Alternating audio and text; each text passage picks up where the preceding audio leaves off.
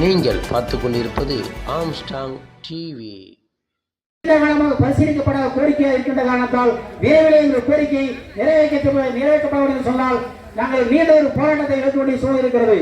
நாங்கள் ஏதோ அரசு அங்கீகரிக்கப்பட்ட சங்கம் போராட்டத்திற்கு தயாராக இல்லை, வாதாடுவதற்கு மட்டுமே தயார் என்பது மட்டுமல்ல, வாதாடுவோம் தேவைப்பட்டால் போராடி பெற வேண்டிய சூழலை ஏற்பட்டால் அதற்கு தயாரிகள் முறையை நாங்கள் இந்த கவர்மெண்ட் ஆர்ப்பாட்டத்தை எடுத்துக் கொண்டிருக்கின்றோம். இந்த அடிப்படையிலே வருங்காலத்திலே நமது சங்கம் மட்டுமல்ல, நம்முடைய கோரிக்கைகளை இது போன்ற பொது கோரிக்கைகளை வலியுறுத்தி மட்டுமல்ல சங்கங்கள் இருக்கின்ற அனைத்து சங்கங்களையும் சேர்த்து ஒன்றாக இந்த கோரிக்கையை விடுவதற்கு தயார் என்று சொன்னாலும் நாங்கள் தயார் என்று கூறிக்கொண்டு முடித்துக் கொண்டு அடுத்தபடியாக சங்கத்தின் சார்பாக இன்று நடைபெறக்கூடிய கவன ஏற்பாட்டத்தின் கோரிக்கைகளாக நீண்ட காலமாக நிறைவேற்றப்படாத கோரிக்கைகளை முன்வைக்கின்றோம்.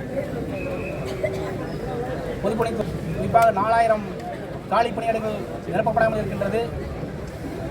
அந்த பணியிடத்திலே ஏற்கனவே தினக்கூலிகளாக பணி செய்திருக்கின்ற அரசாணை 233 தொகுப்பூதியத்தில் பணியாற்றிக் கொண்டிருக்கின்ற 3407 பணியாளர்களை நிரந்தரமாக்க வாய்ப்பு இருக்கிறது.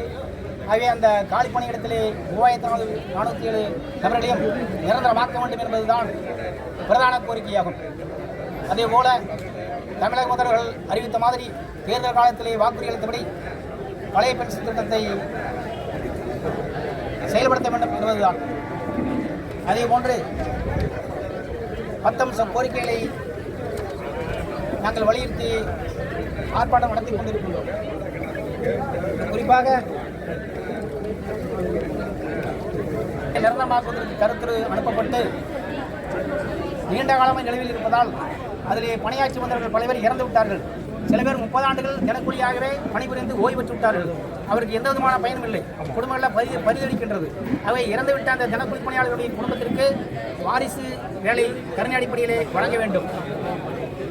ஓய்வு வரக்கூடிய தினக்கூலி பணியாளருக்கு ஏதாவது ஒரு உதவித்தொகை 1 லட்சம் 2 லட்சம் போன்ற அந்த சத்துணவு பணியாளருக்கு வழங்குகின்ற அளவிலாவது ஒரு கிராஜுவேட் தொகையை வழங்கிட வேண்டும். இது போன்ற பல்வேறு கோரிக்கைகளை வலியுறுத்தி இன்றைக்கு தமிழக முதலமைச்சர் அவர்களுடைய கவனத்திற்கு செல்கின்ற வகையிலும் தமிழக அரசுடைய கவனத்திற்கு செல்கின்ற வகையிலும் முதன்மை தலைமை புரியவர்களை நேரடியாக மனு கொடுக்கின்ற வகையிலும் இந்த ஆர்ப்பாட்டத்தை நடத்தி கொண்டிருக்கின்றோம். தமிழ்நாடு பொதுப்பணித்துறை சங்கத்தின் சார்பாக நடைபெறக்கூடிய இந்த போராட்டத்திற்கு கலந்து கொண்டிருக்கின்ற இந்த நேரத்தில் தெரிவிப்பது எங்களுடைய கோரிக்கைகளை நிறைவேற்றப்பட வேண்டும் சொன்னால் அடுத்த கட்டமாக தொடர்ந்து நீண்ட ஒரு போராட்டத்தை அறிவிக்க இருக்கின்றோம் சங்கத்தினுடைய முடிவுக்கு பின்பாக என்பதை தெரிவித்துக் கொள்கிறோம். பார்க்குறோம்னா இதுக்கு எந்த பதிலும்